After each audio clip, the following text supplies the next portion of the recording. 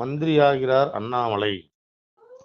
அதாவது நண்பர்களே, அண்ணாமலைக்கு இதுவரைக்கும் எந்த பொறுப்பும் இல்லாம இருக்காரே, நம்மள நிறைய பேசியிருக்கோம்.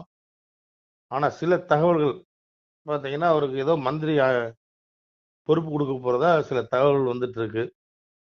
இன்னும் உறுதிப்படுத்தல, ஆனா தகவல் வந்திருக்கு, அவ்வளவுதான். அதே நேரத்துல அவருடைய ஜாதகத்தை பாத்தீங்கன்னா, அவர் கடகராசிக்காரரு. இப்ப கடகத்துல தான் குரு உட்கார்ந்துட்டு இருக்கிறாரு. குரு கடகத்துல குரு வந்ததுனாலதான் ராமரே வனவாசம் போனதா சொல்லுவாங்க. ஆனா அதுக்கப்புறம் ஒரு மிகப்பெரிய மாற்றம் உண்டு. அதுல மாற்று கருத்து கிடையாது. சோதனைக்கு அப்புறம் தானே சாதனை. அந்த மாதிரி ராமர் வனவாசம் போனதுக்கு அப்புறம் தானே உங்களுக்கு ராவணன் அழிக்க முடிஞ்சது. அந்த மாதிரி சில வாய்ப்புகள் நிறைய வரும் போல தெரியுது. ஏன்னா இங்க தமிழகத்தில் நிறைய ராவணன்லாம் இருக்காங்க.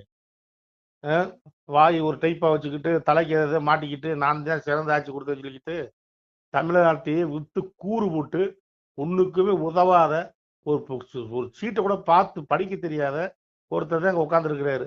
தனக்கு தானே பெருமை பேசிக்கிட்டு அங்கங்க போட்டோ ஷூட் நடத்திக்கிட்டு காரி துப்புறாங்க எல்லாரும். அவரு தெரியுமா என்னங்க தெரியல, நாமளும் காரி துப்புவோம், தப்பு இல்லை.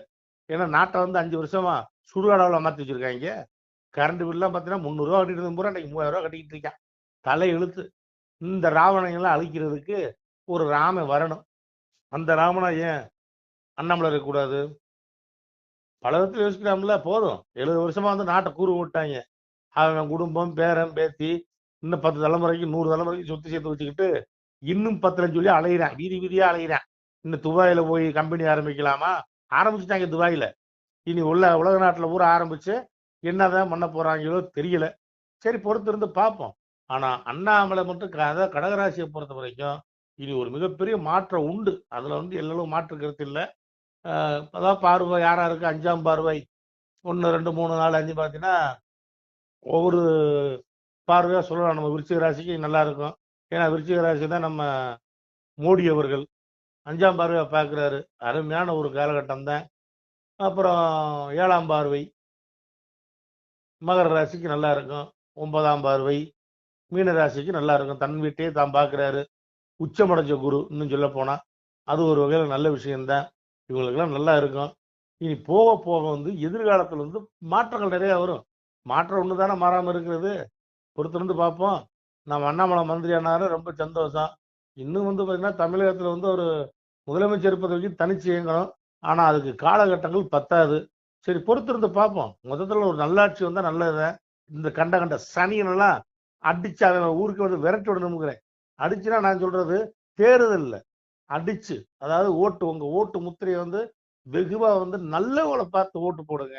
கண்ட சனியனுக்குலாம் ஓட்டு போடாதீங்க. தனக்குத்தானே போட்டோ எடுத்துட்டு திரிகிற சனியனுக்குலாம் ஓட்டு போடாதீங்க. நன்றி நண்பர்களே. சிவாயிடம திருச்சிட்டம்பலம். அன்புடையீர் வணக்கம். நாளை மறுநாள் சித்ரா பௌர்ணமி முன்னிட்டு திருநெல்வேலி மாவட்டம் நாங்குநேரி தாலுக்கா ஆண்டான்குளம் கிராமம் அருகில் அமைந்துள்ள, அதாவது சுத்தமான பனை மரங்கள் இறைந்த ஒரு காட்டுப்பகுதியில் அமைந்துள்ள சிவாலயம்தான் இந்த அருள்மிகு ஸ்ரீ கைலாச வனபதீஸ்வரர் சிவாலயம்.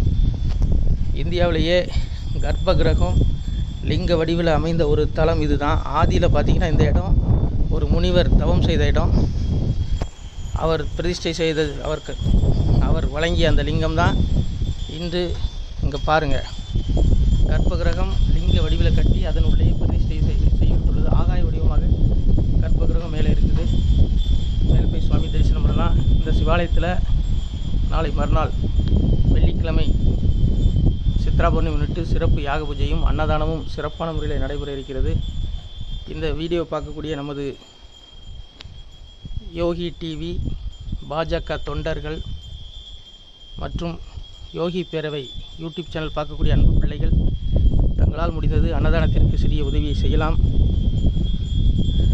எங்களுடைய ஜிபே எண் 93 85 44 31 06 93 85 44 31 06. இந்த எண்ணில் அன்னதானத்திற்கும் யாக பூஜைக்கும் உதவ விருப்பமுள்ள பிள்ளைகள் உதவலாம். எல்லாமுள்ள அப்பா நீசன் அருள் உங்களுக்கு பரிபூர்ணமாக கிடைக்கும். மேலும் இந்த யாக பூஜையில் தங்களுடைய பெயர், குடும்ப நபர்களுடைய பெயர், ராசி, நட்சத்திரம், அடியேன் சொன்ன அந்த எண்ணில் வாட்ஸ்அப் இருக்குது, தொடர்பு கொள்ளலாம். மொபைல் நம்பரும் அதுதான். அந்த எண்ணில் அனுப்பிச்சி வைங்க. சிறப்பான முறையில் அர்ச்சனை செய்து பிரசாதம் அனுப்பிச்சி வைக்கிறோம். எம்பெருமான் சொல்லுவான், மக்களே நீங்கள் எல்லாம் வால் பொன்னம்பதியிற் சென்று முக்கியமான யுக நிலமதிலே தன்னால் கக்கிய பொன்கள் ஸ்வர்ணம் கைமணம் குளிர அன்னம் பொக்கிஷம் நிறைய வைத்து புகழ உண்டு இனிதாய்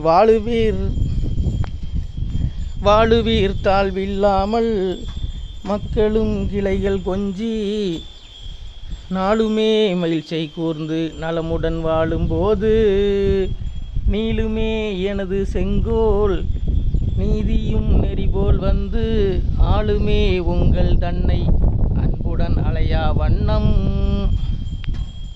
எல்லாமல்ல அப்பன் இந்த கைலாச வனபீஸ்வரர் அருள் தங்களுக்கு பரிபூர்ணமாய் கிடைக்கும் மக்களே.